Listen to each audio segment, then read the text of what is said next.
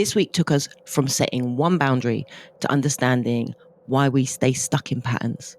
It wasn't easy, but it was necessary. This week wasn't tidy, it wasn't easy, but it was necessary. On Sunday, I shared what happened when I finally stopped making excuses for people who kept crossing my boundaries, starting with my mum. It wasn't dramatic. It was quiet, final, and long overdue. That one act of saying enough became a mirror.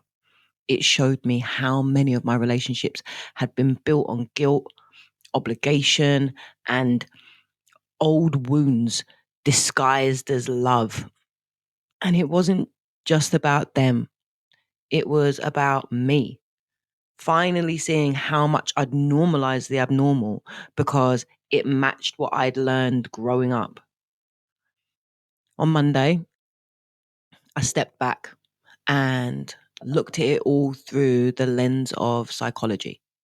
Why we repeat what hurts us and why it's not about weakness or willpower. It's about wiring.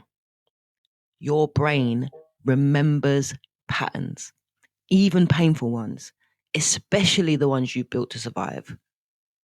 And on Thursday, we walked it together. That looping track, the trigger, the routine, the reward. We didn't force change. We didn't judge it. We just noticed. And then asked, what if I choose something else? So, here's your reflection for today. What pattern are you ready to name, not with blame, but with honesty? Where in your life are you looping, hoping this time it turns out differently? Drop it in the comments. What familiar pain are you finally willing to question? What routine keeps playing out in your relationships?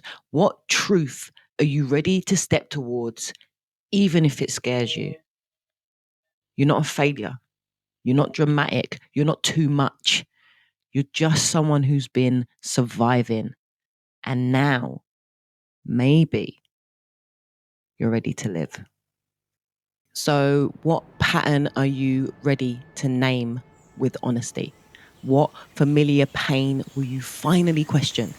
Share below and let's support each other in this journey from surviving to living.